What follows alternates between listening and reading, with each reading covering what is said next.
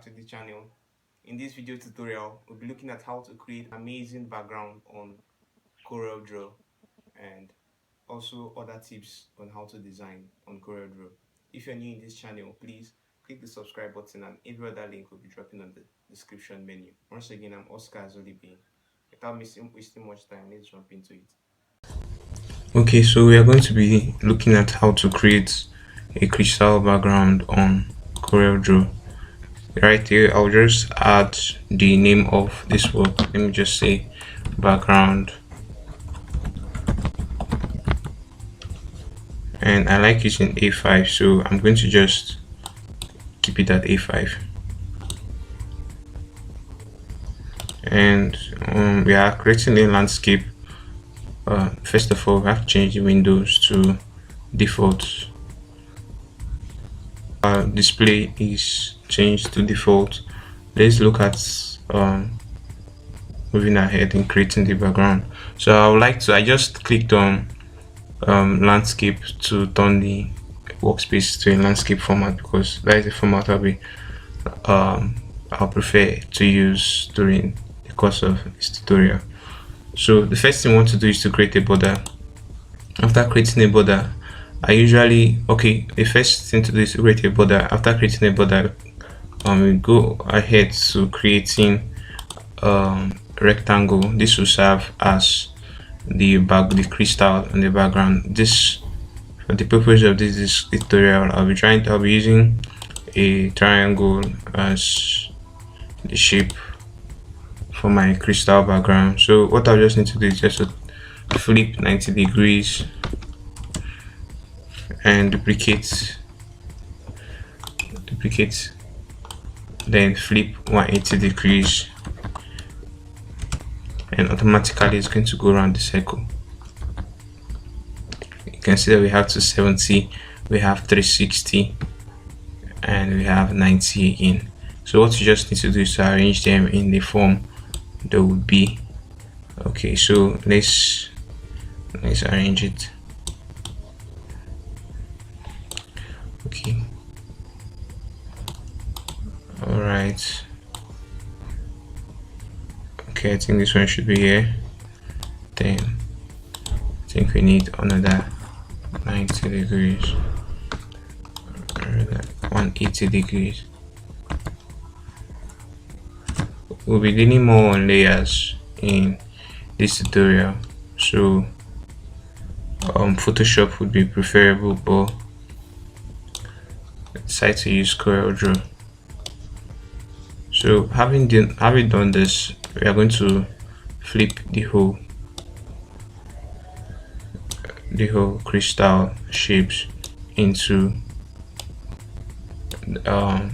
a 240 degree angle, and bring it to the side.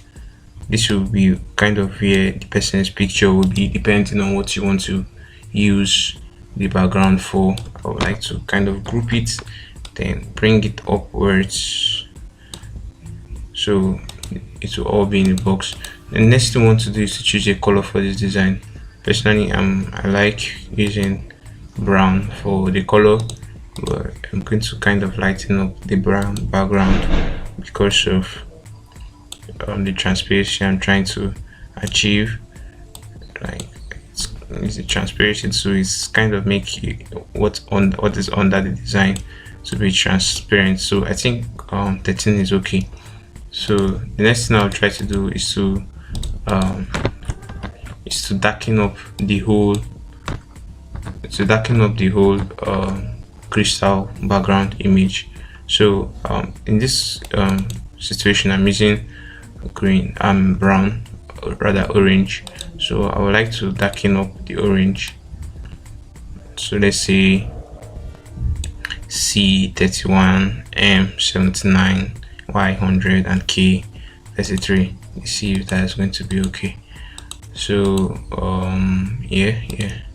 So I would like to remove the outline. Just right click, highlight, and right click. So this is not going to be helping us today, so we're going to just delete it. And I think we should increase the color textuality. Okay, you just have to effect it. Then we have to duplicate the background again and remove the outline. Don't forget to remove the outline whenever you're designing.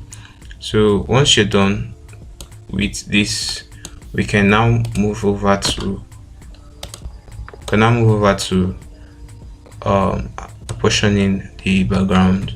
So okay, so the two boxes are on the down layer, so I would like to push it up by pressing Ctrl page up. So I'm going to divide the two boxes into different layers. So while the first box will come above the two shapes, and the other two shapes will be on top the boxes on top. And understand that I'm trying to manipulate the background image to look more attractive, to look more crystallized. So when we come to this place, we'll also bring this one down by pressing Ctrl page down and fit this one to the page. Let's see how it goes. Then this one should go down also. Okay, I don't think this one should be up, so it should remain up. And because I like this one to have I like a background, a crystal background, to come up in the out part, so it's going to showcase a 3D shadow at the end of the work. I will likely bring this one up and fit the page also. Then take this one to the next layer, so at this point we are kind of halfway to what we want to achieve. Then the next thing we want to do is to add shadows to the background. Next thing to do is add shadows to the background of the text to make it more 3D and realistic. So we are going to just click on the shadow tool and add shadows on the background to make it more 3D. Just do that by clicking on the image first of all, then dragging the shadow tool down. Remember, click the image first before adding the shadows.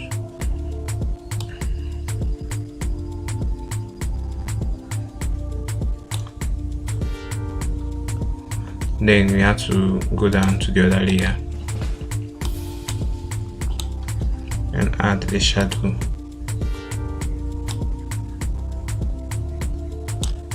Also, then we fit the page by pressing P.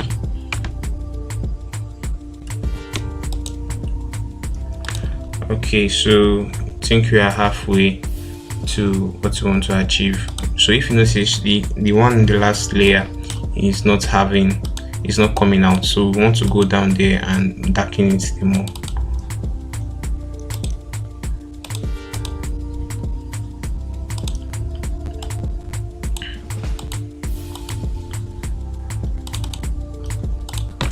So once you darken it, hopefully it's going to come out the more. If not, it's okay like that. So the next thing we want to do is to create a footer for our design. Personally, I love to use this type of footer while designing, and for the course of this design, I'm going to use it also.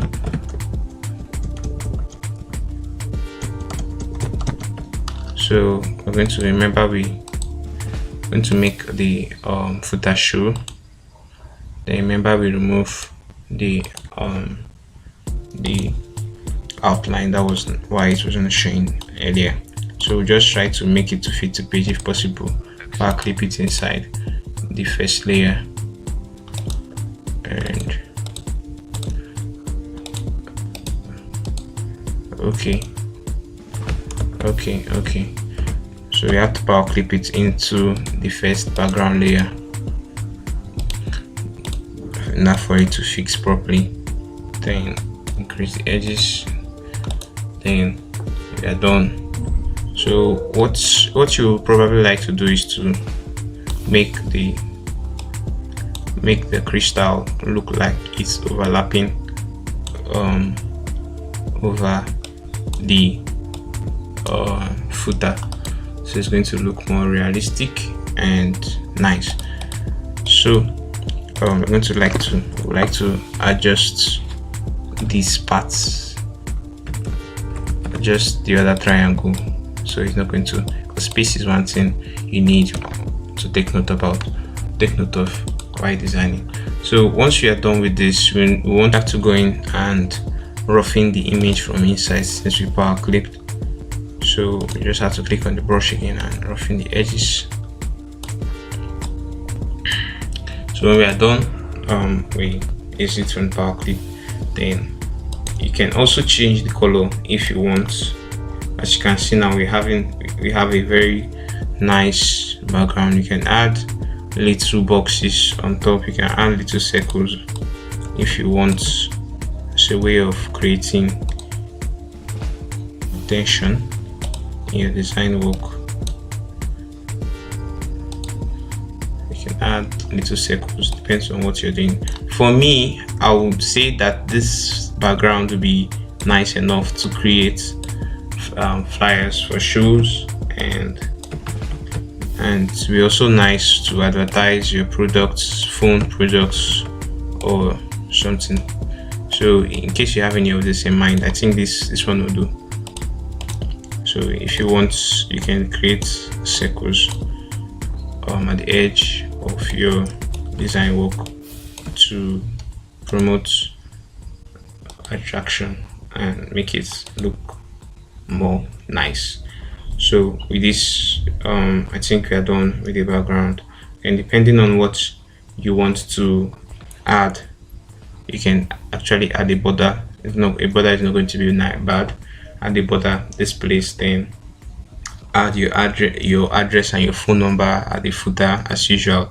You can also place the person's picture this place and the products this place, and your text in the middle.